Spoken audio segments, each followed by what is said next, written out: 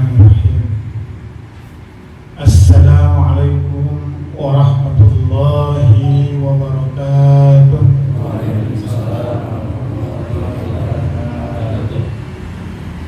Subhanallah wa bihamdihi adada khalqihi wa ridha nafsihi wa zinata arshihi wa midada kalimatihi.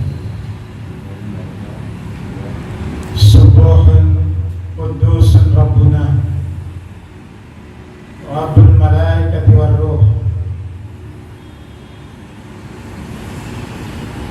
Na'udzu bihi min syururi anfusina wa min sayyiati a'malina. May yahdihillahu fala mudilla lahu wa may yudlilhu fala hadiya lahu. Allahumma shalli wa sallim ala nabiyyina wa rasulina Muhammadin wa ala alihi wa sahbihi wa man tabi'ahu bi ihsan ila yaumiddin, amma ba'd. Qala Allah ta'ala fil Qur'anil Karim, a'udzu billahi as-sami'il 'alim minasy syaithanir rajim.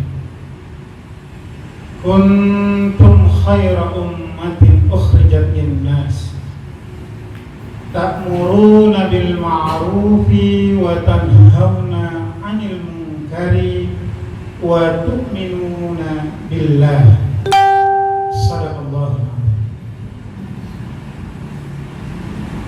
Hadratal muhtaramin, segenap jamaah kajian ataupun ta'lim malam Selasa di bawah bimbingan guru kita Ustaz Najihan Maududi rahimakumullah.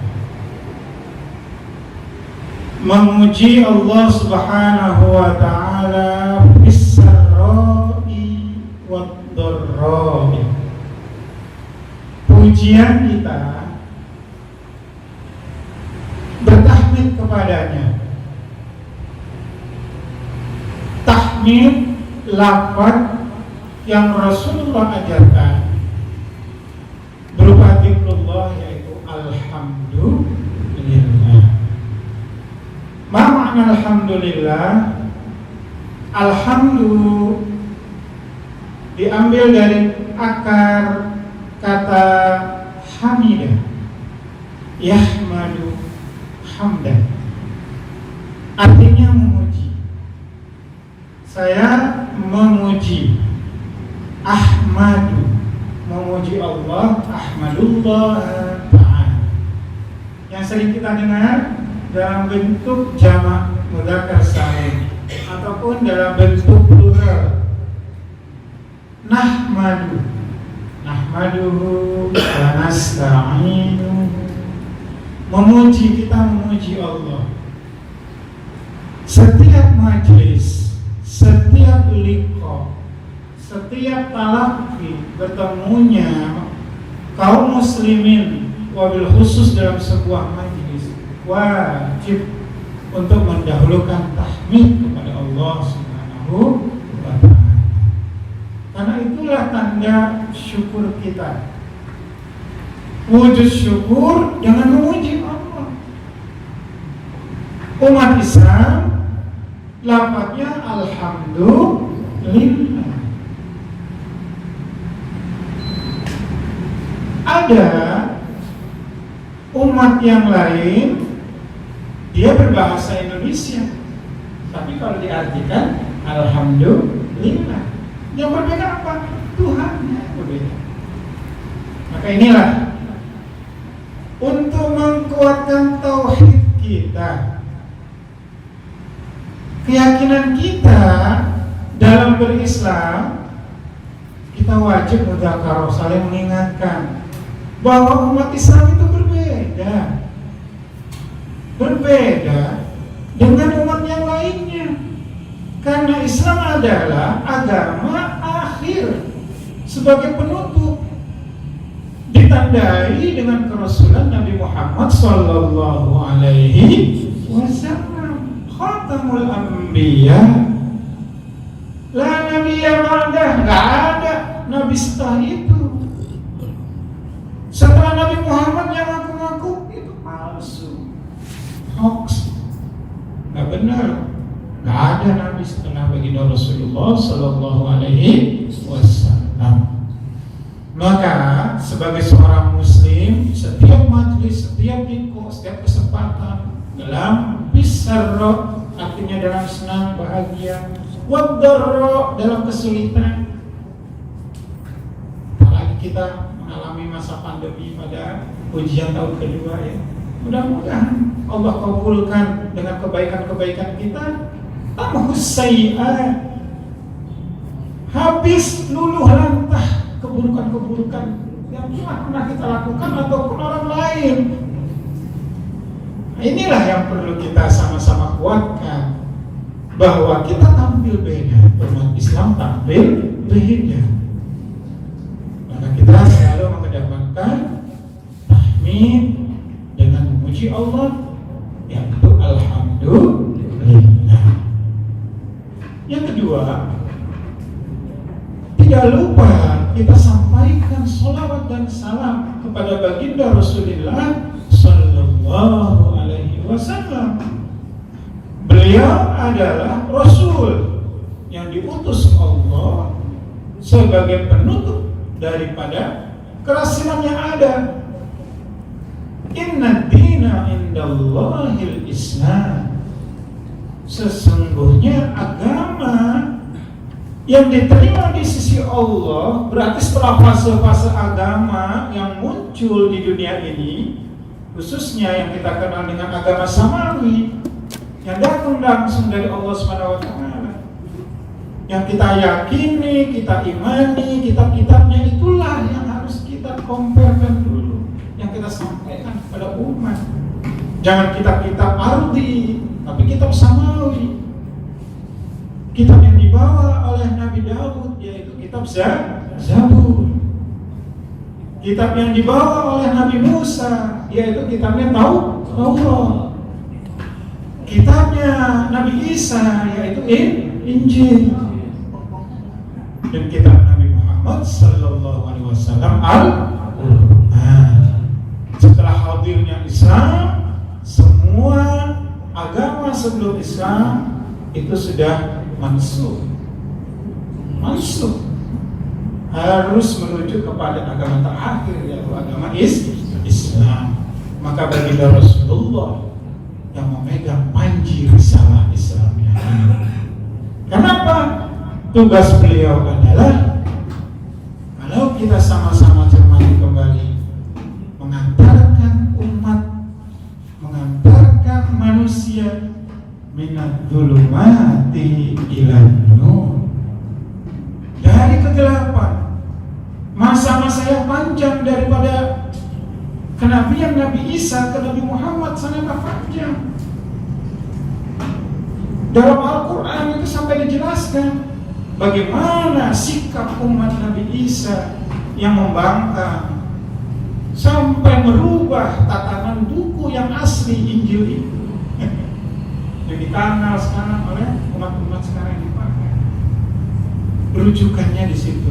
Maka kita sebagai umat Islam tetap meyakini rukun iman dengan beriman kepada kitab-kitab, kepada nabi-nabi sebelum Nabi Muhammad sallallahu alaihi wasallam. Dan tentunya selalu dengan salawat ini berharap seperti baginda Rasulullah sallallahu alaihi wasallam sampaikan dalam hadis beliau, man shalla alayya salat. Man shalla artinya barang siapa bersalawat, kan orang yang salat kan, ya. Tapi bersalawat, man shalla alayya, barang siapa bersalawat alayya kepadaku. Salawatnya yang singkat adalah Allahumma sholli ala Muhammad. Ustaz, nggak ada sayyidina. Begitu ya. Ini adalah ekspresi Messi memuliakan, dia pakai Sayyid. Sayyid artinya baginda. Tapi dalam hakikat dalam sholat fardu sesuai kaidah tanpa Sayyidina. Kalau sudah pakai sholat tahiyat tanpa, karena langsung percakapan di sini adalah bentuk tahiyat ini.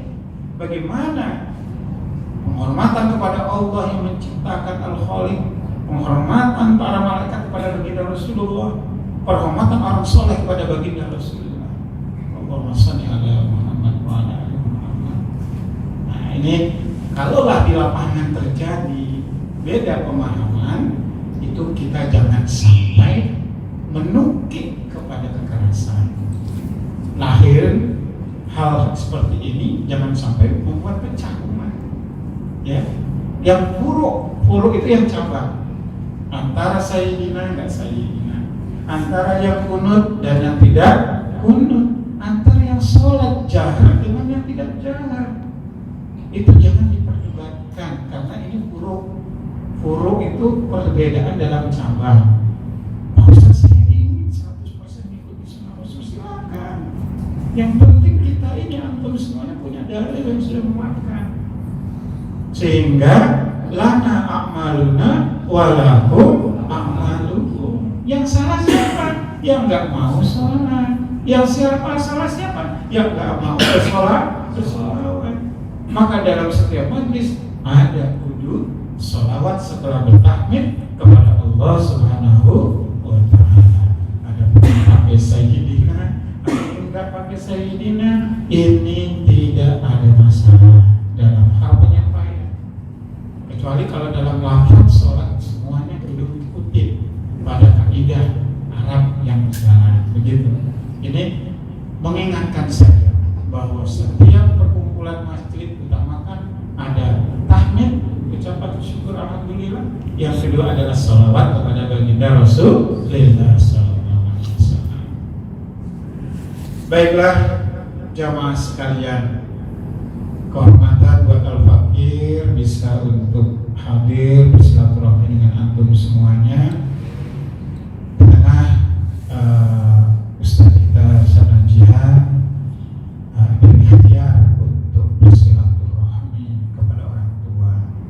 Mudah-mudahan jadi obat buat ayah dan beliau. Ya memang antara anak dan orang tua pastilah emosional begitu dekat. Termasuk saya pribadi. Tinggal di Petukangan Utara, kedua orang tua ada di Bojonegoro. Lumayan juga, tapi jauhan Sanajia tentang pulau lagi. Setelah Pulau Jawa baru Bali baru Lombok kalau pakai darat. Tapi kalau sudah pesawat, alhamdulillah langsung direct flight, ataupun kalau ada tiket yang transit paling ke Denpasar sebentar baru berangkat lagi ke Lombok. Kita doakan semoga selamat beliau pulang pergi dan orang tua diberikan kesehatan semuanya. Begitu juga dengan antum semuanya dan keluarga di rumah diberikan Allah Subhanahu wa Ta'ala kesehatan yang sempurna, keimanan yang kuat. Karena di tengah pandemi ini kita sama-sama harus mencermati bukan prokes saja yang harus dijaga. Prokes yang selalu kita hafalin 3M naik ke 5M kan begitu, ya kan? Pakai masker kan gitu ya. Kemudian cuci tangan, jaga jarak. Itu yang dihafal di era kekinian. Tapi alhamdulillah insyaallah guru-guru kita setiap majelis kok pasti akan mengingatkan ada yang namanya prokes keimanan. Prokes keimanan dalam Islam ini yang harus kita jaga supaya kita hidup ini nggak melenceng ketika menerima sebuah ujian ataupun cobaan. Kalau yang jarang mengikuti taklim, jarang mau ngaji kitab, jarang mau belajar, dia akan jauh dari petunjuk. Sehingga seakan-akan saat menghadapi pandemi cukup lahiriah saja, batiniahnya nggak dijaga. Maka sebelum kita ke taklim, karena kita punya waktu banyak sampai jam 9, itu ada oleh-oleh yang disampaikan oleh guru kami. Ya, guru kami pengasuh daripada Pondok Modern Gontor, Syekh Hasan Abdullah Shahab. Beliau sampaikan kemarin saat melantik forum mubalik alumni Gontor secara virtual Pak, karena kondisi tidak memungkinkan untuk bertatap muka langsung. Beliau ingatkan kepada setiap dai mubalik, asatid, atau kita imam keluarga, jangan lupa, oke lah kita hafal praktek kesehatan lahiriah tadi, cuci tangan, jaga jarak, kemudian maaf ya. Tapi jangan lupa prokes keislaman dalam kita ini beragama ini kita jaga juga, kita sampaikan kepada umat. Yang pertama apa? Taat, ketaatan. Di tengah musibah pandemi jangan lalai. Gak mau sholat berjamaah, takut. Gak mau menyapa saudaranya bersalaman, takut. Gak mau mengucapkan sebagai sunnah ikhwah di tepi jalan, kemudian tidak tabligh salam, assalamualaikum warahmatullahi wabarakatuh. Ya karena takut ada ludah yang keluar, padahal sudah jaga jarak alasannya. Jadi nilai-nilai ketaatan yang sudah dibiasakan sehari-hari sebelum pandemi terkikis. Nah inilah kita sampaikan pada umat. Kita melihat yang begitu protektif, masjid ditutup. Sebagian dengan keimanan dan tanggung jawab sebagai DKM membuka dengan alasan hal yang mengkaitkan dengan muamalah kepada Allah dan muamalah kepada manusia. Ini terjadi. Ini kita alami semuanya, betul kan? Masa pandemi ini kan sudah kita alami semuanya, menghadapi masjid tutup. Sekarang sudah landai, kita alami, lihat lagi beberapa masjid masih pakai jaga jarak. Oke lah. Ini sebuah ikhtiar, apalagi mereka mengkiaskan melihat Saudi Arabia, Makkah Mukarramah, live video, TV masih berjarak di Masjidil Haram, di Masjid Nabawi masih terlihat sedemikian. Oh itu, oke lah, kita tidak berdebat. Selama dia mau taat masih melaksanakan sholat berjamaah. Ketaatan. Yang pertama pesan beliau, taat jangan ditinggalin dalam kondisi musibah. Ketaatan justru menjadi kunci utama untuk lepas dari pandemi ini. Banyak yang sekiranya meninggalkan fondasi-fondasi keislaman, yang dimana diingatkan oleh beliau di T yang kedua. T pertama adalah taat, T yang kedua adalah tauhid. Ini yang bahaya. Nyalahkan Allah, nyalahkan takdir. Padahal takdir menerima baik dan buruknya takdir masuk dalam rukun iman. Rukun iman ke-5 atau ke-6 Bapak? Ke-6. Iman bi qadrihi khairihi wa syarrihi. Taat tauhid. Kita lempengin ini keluarga kita bahwa wa basyiris sabirin, wa basyiris sabirin. Sampaikan kabar gembira kepada orang-orang yang sabar menerima ujian. Alladzina idza asabathum musibah qalu inna lillahi wa inna ilaihi raji'un. Itulah keimanan kita, ketauhidan kita. Ketika ada maaf saudara kita yang tertimpa sakit di tengah pandemi, yakin bahwa ini ujian dari Allah. Bila ia sembuh, ini masih dapat rahmat Allah, panjang usia, memperbaiki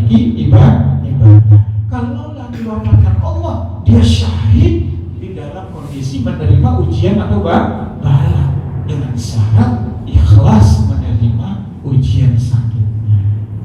Simpel dalam Islam. Karena kalau kita kaji, orang yang sedang sakit itu adalah kafarah. Orang yang lagi sakit itu kafarah. Apa itu kafarah? Menghapus dosa. Menghapus dosa. Selama dia beriman kepada Allah Subhanahu wa Ta'ala. Itu. Yang kedua, ketahui kan kita jangan sampai goyah menyalahkan Allah, menyalahkan takdir. Kenapa menimpa saudara saya bukan menimpa tetangga saya? Jangan. Kok enggak yang sono? Kok malah ke saya, ke tetangga saya? Apakah mudah menerima? Pastinya tidak mudah. Di keluarga kami contohnya, istri punya ipar, tinggal lokasinya di Jawa Tengah. Waktu rame-ramenya Jakarta dengan pandemi yang begitu membuat kita ini betul-betul bahasa Arabnya itu ya banyak dukhul wal imsiro, mau masuk Jakarta balik Pak. Wah, kemudian kalau bertahan ada tugas di Jakarta. Waktu itu saya masih ada di Jawa Timur. Berita duka, kakak ipar meninggal. Pas lagi Jawa Tengah, Jepara, lain sebagainya, pandemi sama kayak Jakarta. Sehari jumlahnya ribuan.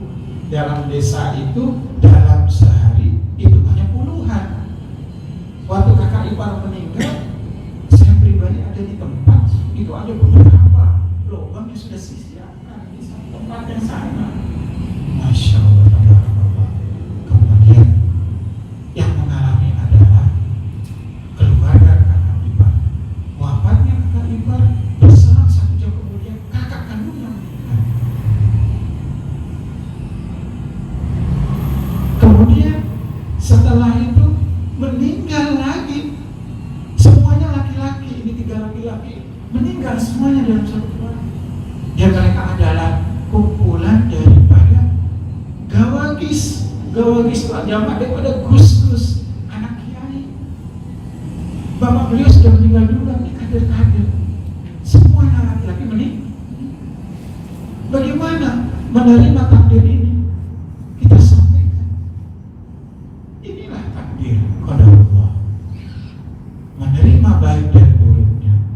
Jangan sampai menyalahkan takdir. Inilah ketika kita menyalahkan takdir, berarti ingkar kepada rukun iman. Berarti ketauhidan keimanan kita bermasalah. Yang ini harus kita luruskan. Walaupun berat-berat menerima, apalagi keluarga inti kita ada yang diterima musibah. Taat. Yang kedua adalah tauhid. Jangan sampai lengah ketika kita menerima takdir dari Allah, dan jangan lepas daripada Allah Subhanahu wa Ta'ala. Ma'iyatullah, Allah bersama kita. Kita husnudzon bahwa Allah sudah memberikan sebuah takdir, dan takdir ini dalam kajian berupa bintang, bala, ataupun berupa tumun, dan dalam sebuah hadis sahih yang meninggal ini jaminannya adalah surga. Husnudzon. Nah, ini berupa ketauhidan bahwa inna lillahi, sesungguhnya kita semua adalah milik Allah. Wa inna, dan sesungguhnya kita ini semua ilaihi, kepada Allah raji'un, bakal kembali. Tinggal nunggu waktu. Kontraknya masing-masing berbeda. Ada yang dikasih 40, 60, 70, 80. Masya Allah. Yang panjang umurnya, berharap mantola umruhu wa hasana amaluhu. Panjang umur, amal perbuatannya baik. Dan siapa yang seburuk manusia?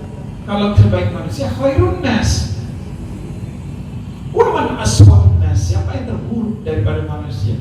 man tola umruhu wasa'a amaluhu. Kasih umur panjang, perbuatannya insyaallah kita semuanya pengen umur panjang, betul? Tapi pengen sesuai dengan Rasulullah. Wa hasuna amaluhu. Bagaimana mengikuti baginda Rasul? Belajar kita dari guru-guru kita, dari sirah nabawiyah. Semuanya insya Allah guru-guru kita selama beliau bermanhaj pada Ahlus Sunnah wal Jamaah, insya Allah kita selamat di dunia dan akhirat. Pegangan Ahlus Sunnah itu dua, Al-Quran, Al-Hadis. Pegangannya itu. Kemudian dikuatkan kalau dalam ilmu hadis, dalam kajiannya lagi ada penjabaran bahwa kalau baginda Rasulullah ketika sebelum wafat kan sampaikan, ya, tausiah beliau salah satunya berupa hadis yang berbunyi, taraktu fikum, aku telah ninggalin pada kalian semuanya amroini, dua perkara. Lan tadillu. Lan itu kalau dalam ilmu nahwu, ya, artinya sesuatu yang bakalan tidak. Ya, berarti lan itu tidak akan. Kalau pakai lam itu belum. Kalau lan itu tidak akan. Lan tadillu, tidak akan bakal tersesat.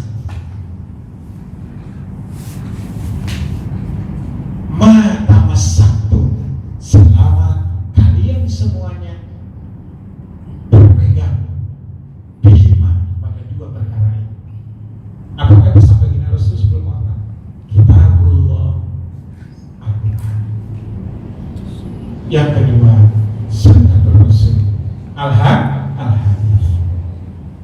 Kalau pengambilan dasar hukum, sepakat ulama ada ijma dan ada qiyas. Itu dalam perkembangan ilmu yang dimana zaman Rasul tidak ada, maka disitulah ulama berkompilasi. Nah, disitu. Nah, dimana insya Allah bapak-bapak kaji hal ini dan ilmu fikih. Nah, itu ya, ada kompilasi hukum-hukum Islam. Selanjutnya, T yang ketiga, ta'awun. Dalam masa pandemi ini kita kudu guyup bersatu, jangan bercerai berai. Wa'tasimu bihablillahi jami'an wa la tafarraqu. Berpegang teguhlah kalian semuanya di tali Allah. Tali Allah itu adalah Islam. Selama dia la ilaha illallah, kitabnya Al-Quran, hadisnya bersumber dari ketetapan, dari ucapan, dari perbuatan baginda Rasul, maka dia saudara kita. Selama berpegang pada ini, Kitabullah wa Sunnah Rasul, itu Ahlus Sunnah wal Jamaah. Walaupun realisasinya tak pecah-pecah lagi, ya, tak pecah-pecah. Bukan agamanya yang pecah, tapi manhaj, pola pikirnya yang berbeda. Dalam organisasi, bukan dalam keislaman. Karena Islam ya Islam, nggak ada dibagi dua, Sunni kemudian Syi'i. Ada. Syiah ya bukan agama Islam, tapi dikenalnya kalau dalam membagi di Irak, yang di situ banyak orang Syiah, ataupun di Iran khususnya, dominasinya di Iran sekarang sudah Syiah, yang melakukan seperti kita ini amaliyah Ahlussunnah disebut dengan Sunni. Sunni itu mengikuti Sunnah. Kalau Syi'i tasyayyu. Tasyayyu itu artinya adalah berpemahaman, beraliran ataupun ngefans bahasa kita kepada baginda Rasul, bukan. Apa kepada Abu Bakar? Bukan. Tapi kepada Sayyidina Ali bin Abi Thalib. Tasyayyu. Ini orang Syiah. Makanya orangnya namanya Syiah. Itu ada 12 mereka pecah. Yang paling parah dari Syiah namanya Syiah Ghalab. Mereka menuhankan Sayyidina Ali bin Abi Thalib. Yang banyak berkembang itu adalah Rafidhah. Syiah Rafidhah. Apa mereka meyakini kalau Syiah Rafidhah? Bahwa Sayyidina Ali bin Abi Thalib lebih mulia daripada tiga sahabat selain daripada Sayyidina Ali, yaitu Sayyidina Abu Bakar, Sayyidina Umar, ataupun Sayyidina Utsman. Nah, itu mereka lebih memuliakan Rafidhah. Ini kalau kajiannya dalam pemahaman manhaj sekte-sekte dalam agama itu berkaitan dengan Syiah memang unik, perlu memang khususan. Maka kita ta'awun tidak melihat dalam satu sisi, oh maaf, Muhammadiyah, Nahdiyah persis ya, kemudian Salafi ataupun dan Irsyad tidak. Mereka saudara kita sama. Mereka bertauhidkan la ilaha illallah Muhammad Rasulullah. Saudara kita. Memang akhir-akhir ini kita dibenturin terus. Paling mudah menyebarkan YouTube. Kalau dari kelompok saudara kita yang A dicemooh sama yang B. Padahal yang nyemooh bukan yang B, tapi oknum. Buat semacam narasi video supaya viral. Dikelompokkan. Yang sini juga sama, sehingga sesama saudara kita dibenturkan. Dan kita berharap mudah-mudahan di majelis kita ini selalu dihadirkan guru-guru yang mengademkan hati kita, bukan memprovokasi sesama umat. Nah, itu yang penting, sehingga umat ini gak bingung ikut yang mana, kan begitu. Nah, insya Allah dengan bimbingan misalnya di sini, saya juga yakin jamaah diarahkan ke arah yang baik dan benar, dan mudah-mudahan selamat dari fitnah dunia dan fitnah akhirat. Ta'awun, bekerja sama, saling membantu, mensupport. Ta'awun ya. Ta'awanu 'alal birri wa taqwa. Itulah pesan bagi Rasul. Ta'awanu 'alal birri wa taqwa, saling membantu dalam kebaikan, 'alal birri wa taqwa, ketakwaan. Nah, dalam ketakwaan inilah judul kita Al-Amru bil Ma'rufi wan Nahyu 'anil Munkar. Inilah kenapa Al-Fakir pilih judul ini dari taujihat, petunjuk-petunjuk untuk memperbaiki pribadi dan masyarakat.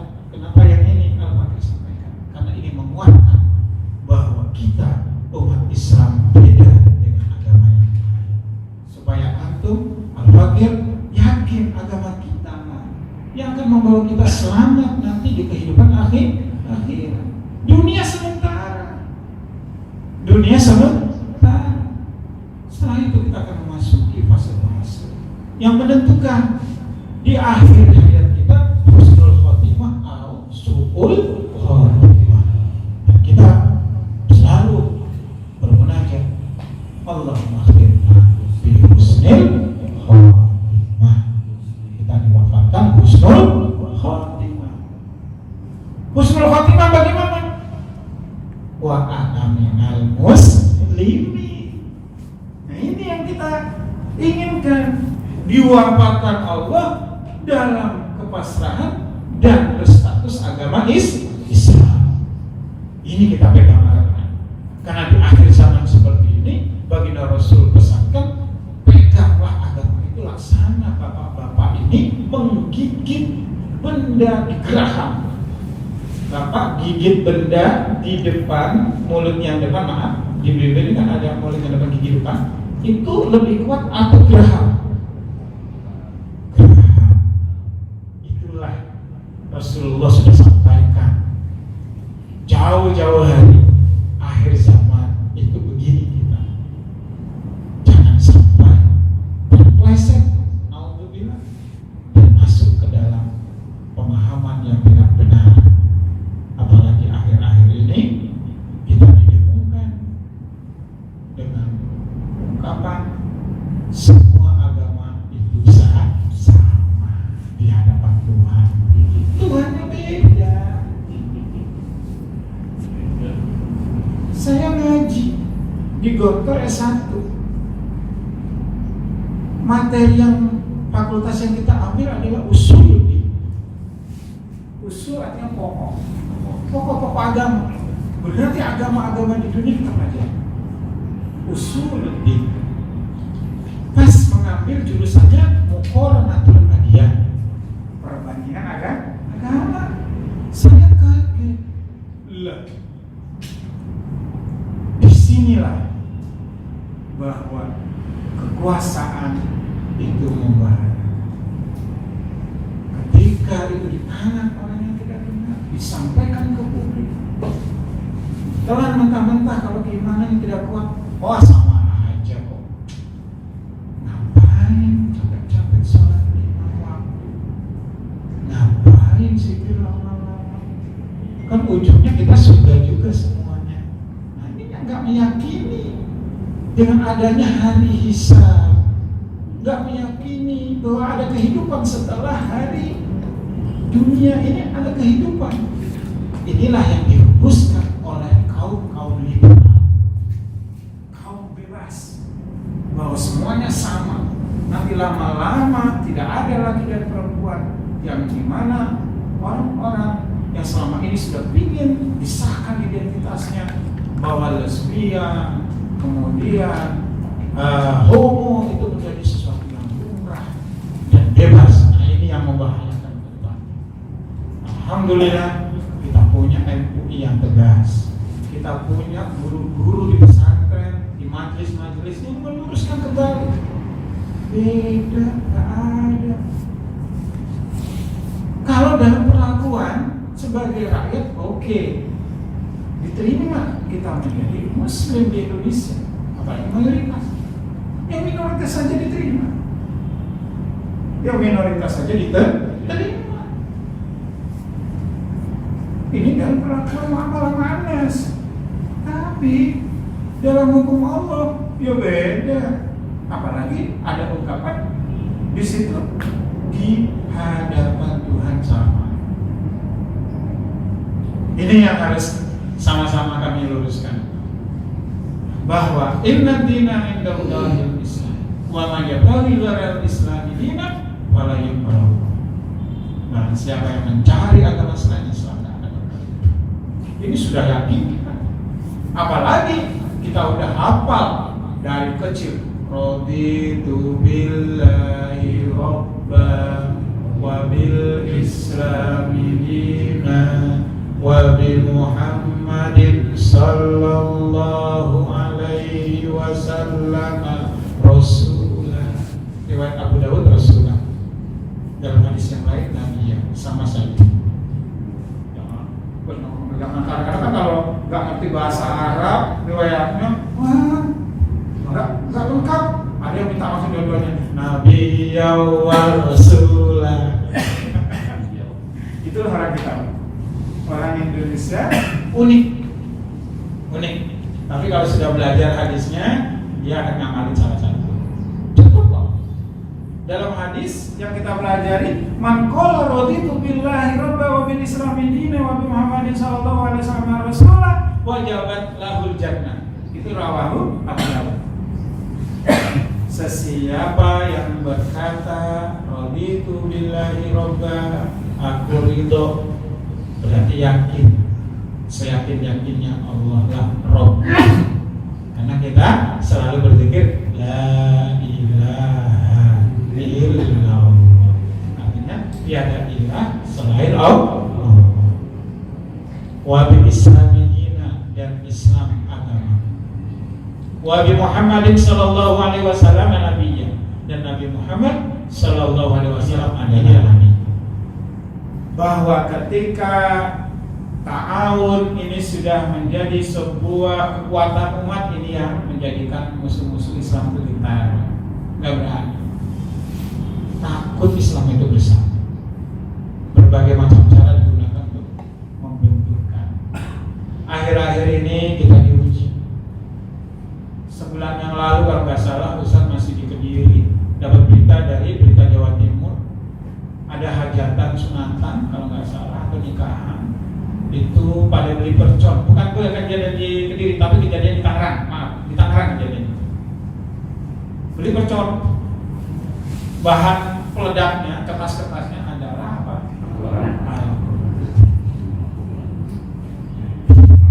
Itu kita diuji saat. Kemudian diuji lagi 3 hari yang lalu, kalau makan yang lalu, mimbar di Makassar dibakar.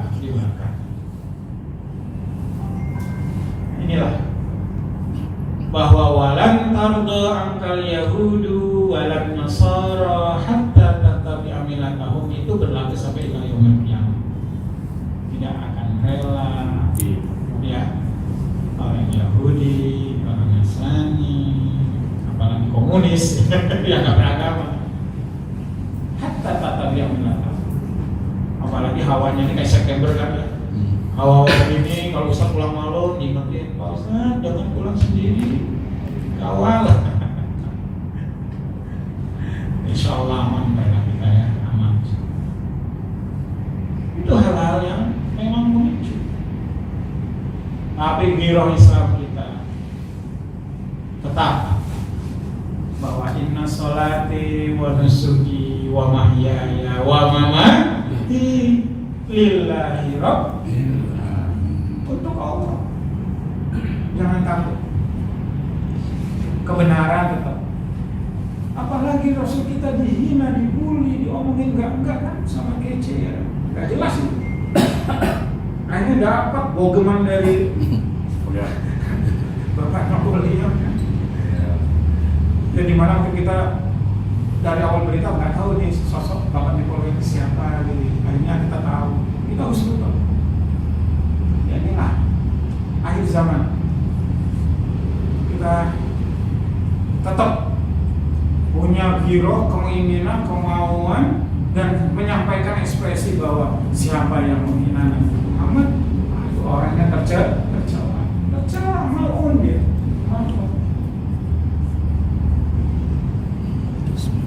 Sekarang kalau aman-aman saja, ya tinggal menunggu pengadilan akhir. Saya masih rela kan Nabi kita dihina, agama Islam beda. Bersabar, umat Islam bersabar. Ternyata Allah utus umat Nabi Muhammad yang ada di dalam penjara, dapat bogeman di situ, ya sudah diproses lagi beliau. Ya mudah-mudahan ini sebuah hikmah bahwa zaharal haq wa zahaqal batil, itu ada terus, akan nampak kebenaran dan akan sirna kebatilan. Itu sudah sunnah. Ada kegelapan, ada cahaya. Ada kebenaran, ada kebatilan. Ada hak, ada batil. Itu udah bergandengan. Jadi ibarat kata dalam proses kita beragama ini memang akhirnya kembali lagi kepada yang keempat ini, tawakal. Sudah kita taat dengan ajaran Islam syariat yang kita lakukan, kita bertauhid tetap kepada Allah Subhanahu wa taala. Kemudian kita tetap bersilaturahmi sesama umat Islam, bertarawih, tawakal terakhir, pasrah kepada Allah Subhanahu wa taala. Nah, dari 4 yang ini kita pelajari, yang termasuk di dalam kategori al-amru bil ma'ruf, mengajak kepada kebaikan, wan nahyu anil munkar, mencegah kemungkaran. Ini adalah min khususi al-ummah al-islamiyah.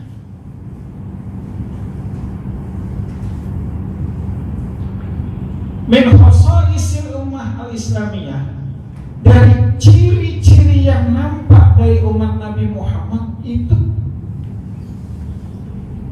memiliki dua karakter. Tapi harus dikuatkan dengan yang ketiga.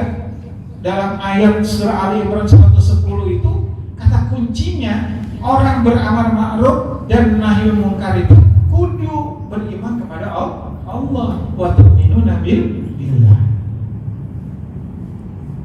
Jadi omong kosong kalau dia ngajakin kebaikan, mencegah munkar tapi gak sholat, tapi dia gak berbuat baik, dia tidak beribadah, baik yang mahdoh atau ghairu mahdoh, yang wajib ataupun yang sunnah, dan apalagi tidak bertauhid kepada Allah Subhanahu wa ta'ala. Maka wujud daripada al-amru bil ma'ruf wan nahyu 'anil munkar adalah sebuah barometer melihat diri kita sendiri dalam sehari-hari ini. Apakah kita ini sudah membumikan amar ma'ruf nahi munkar? Kalau waktu minu baik billah, insya Allah sudah, karena kita sudah raditu billahi robba wa bil islami dina, sudah yakin kepada Allah dan alhamdulillah kita melaksanakan syariat Islam. Itu sudah masuk kita. Tinggal mengetahui bahwa hai umat Nabi Muhammad, kalian itu adalah sebaik-baik umat. Kuntum khaira ummatin. Kuntum khaira ummatin. Dalam tafsir Ibnu Katsir ini menyampaikan bahwa yukhbirullahu ta'ala an hadhil ummah al-muhammadiyah, bahwa umat Nabi Muhammad adalah khairul ummah. Ya, kalau istilahnya baca umat Muhammadiyah bukan berarti kelompok Muhammadiyah, bukan, tapi umat Nabi Muhammad. Karena hakikatnya ormas ataupun organisasi masyarakat Muhammadiyah tujuannya adalah mereka ingin mengajak umatnya kembali kepada syariat Nabi Muhammad. Itu maksudnya. Tapi secara umum ini kita semuanya ini, ormas apapun juga, selama dia la ilaha illallah Muhammad Rasulullah, mereka itu adalah khairul ummah. Ketika disebut khairul ummah, ingin tahu gimana sih ciri-cirinya khairul ummah? Pertama adalah ta'muruna bil ma'ruf, ngajakin pada kebaikan. Saya tanya pada bapak-bapak yang hadir di majelis ini, dalam sehari, dalam agama Islam yang kita yakini, dalam ibadah, kebaikannya satu doang atau dua doang atau lebih daripada 10? Lebih daripada 10. Bahkan kalau dihitung berdasarkan hadis Nabi, bahwa masuknya dalam ibadah kita sehari-hari ini dengan kelipatan yang Allah berikan dalam pahala itu bisa tak terhingga. Bingung. Karena apa? Allah sendiri sudah menyampaikan, wa in ta'uddu ni'matallahi la tuhsuha. Kalau kalian ingin ngitung-ngitung kebaikan-kebaikan yang Allah sudah siapkan untuk kalian, hai umat Nabi Muhammad, la tuhsuha, gak bakalan sanggup untuk menghitung. Apa contohnya? Seharian kita ngaji Al-Quran secara tartil, murattal, sesuai tajwid, makhrajnya sudah bagus. Bismillahirrahmanirrahim. Alhamdulillahi Rabbil Alamin. Ketika menyebut alhamdu, itu kan satu kata, namanya segala puji. Artinya ketika kita tajwid akarnya, kita pisah huruf-hurufnya, alif sendiri A, lam sendiri berarti 2 huruf, ha huruf ketiga, mim huruf keempat, dal huruf kelima. Ketika Bapak ucapin kalimat atau kata alhamdulillah saja, ini terdiri daripada 5 huruf. Dalam hadis sahih, likulli harfin asyar.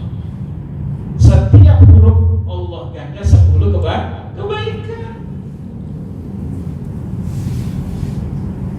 Belum berakhir walau dolim. Berarti dalam 5 waktu saja yang fardu, Masya Allah, tabarakallah, itu hitungannya udah banyak. Belum ngaji yang sifatnya rutin pada subuh. Dalam sholat saja sudah dapat tabungannya banyak. Dan dilipat gandakan lagi oleh Allah Subhanahu wa taala tatkala dilakukan di bulan suci Ramadan. Dan Masya Allah tabarakallah, bila bapak-bapak keluarga besar diizinkan ini yang Allah berangkat ke tanah suci, melaksanakan sholat 1 waktu saja di Masjidil Haram, ya, mi'ata alfin, 100.000 Pak. Satu waktu sholat, 1 kali subuh dilakukan di Masjidil Haram, Allah berikan ganjarannya 100.000. Masya Allah. Sudah kangen bapak-bapak? Sudah kangen? Masya Allah. Apalagi dengan kondisi begini, harap-harap cemas. Sudah rombongan umroh tertunda hampir 2 tahun yang sudah daftar. Kemudian ada informasi Sinovac diterima sudah semua.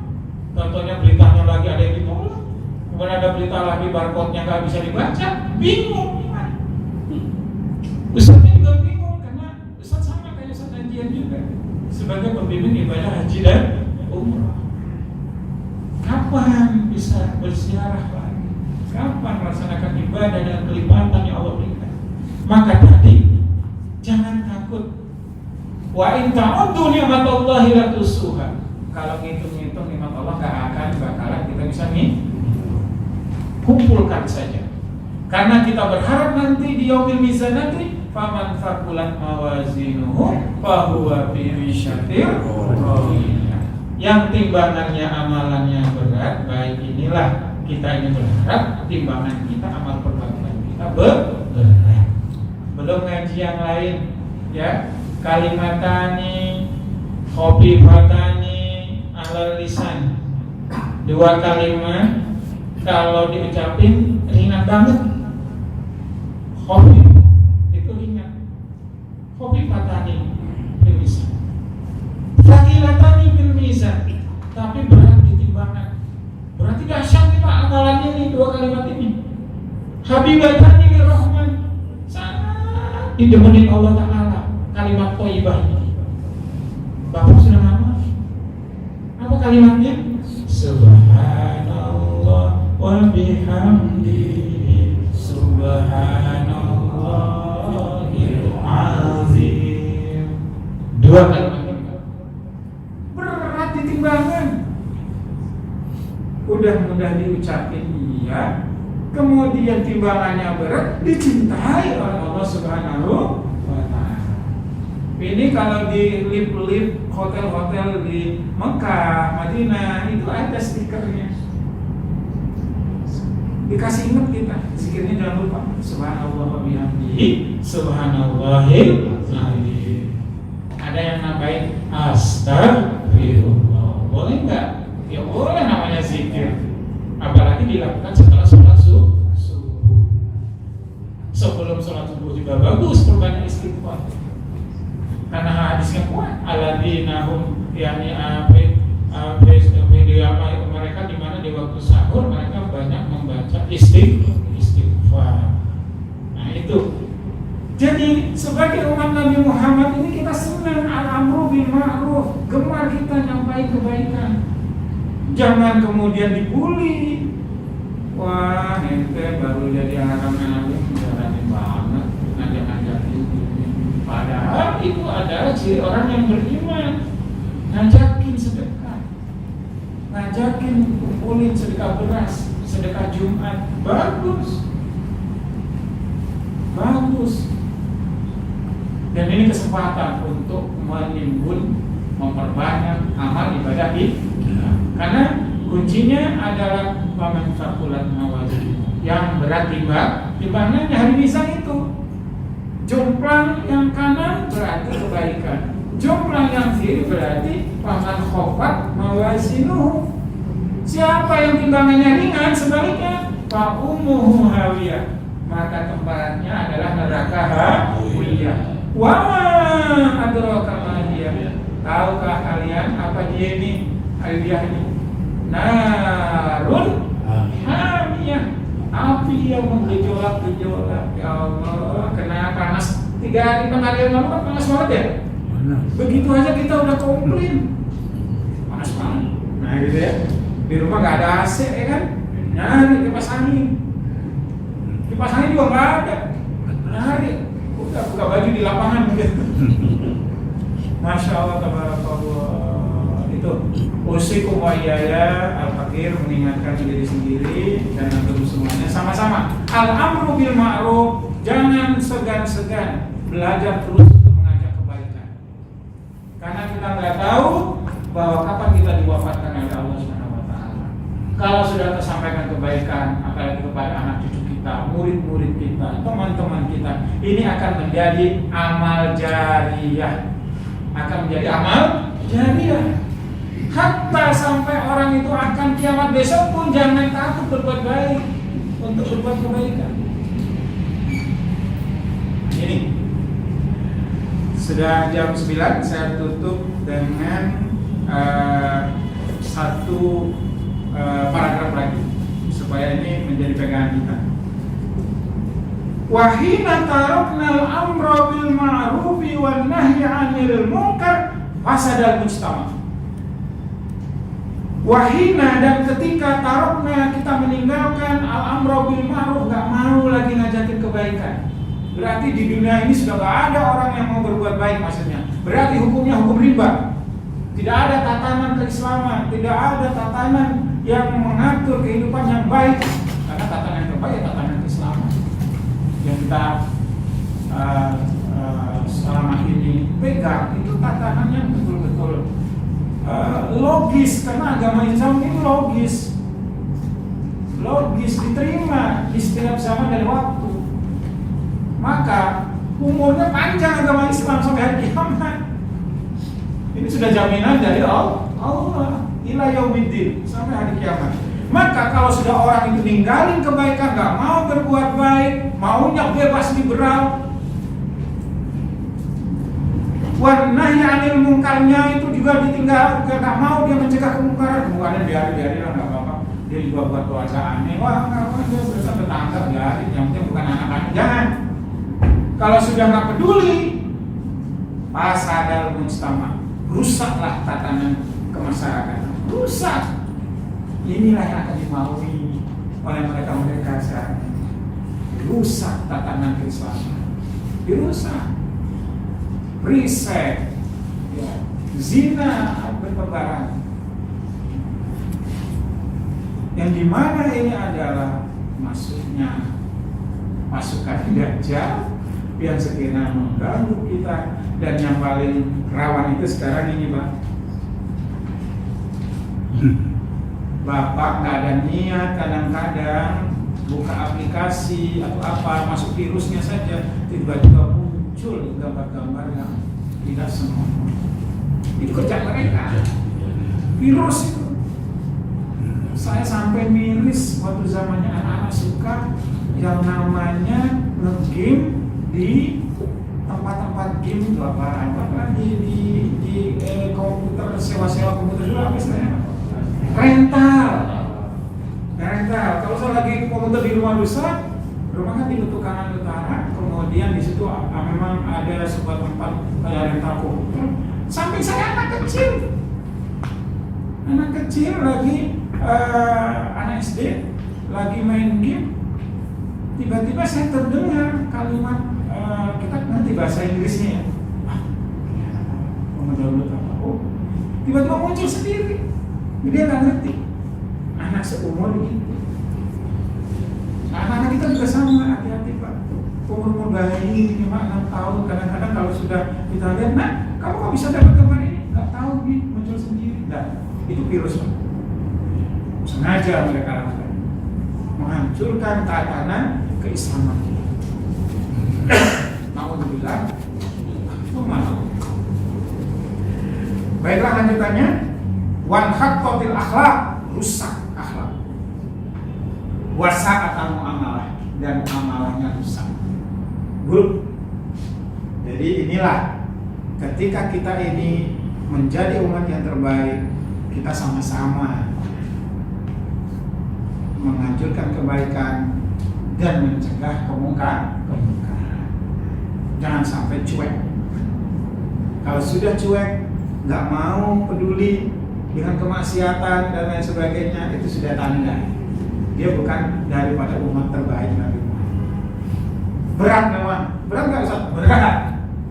Lawang sekarang berbeda saja, kemudian kita menentang hukum yang di ini kan nggak boleh demo, nggak boleh ini itu lah sebagainya, siap-siap masuk penjara.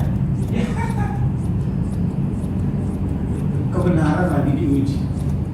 Tapi ingat, laqad ja'al haqqu wa zahaqal batil. Suatu saat janji Allah itu akan hadir. Insyaallah mudah-mudahan ta'lim kita bermanfaat untuk menyampaikan pesan kepada al-fakir dan kita semuanya untuk di tengah pandemi ini dan mengakhiri pandemi ini istiqomah, taat, bertauhid, bertawun dan tawakal kepada Allah Subhanahu wa taala.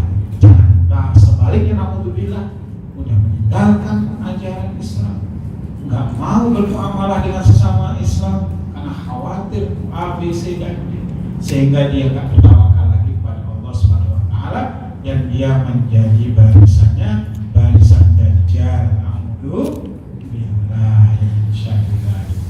Demikian ta'lim kita pada malam hari ini, semoga bermanfaat.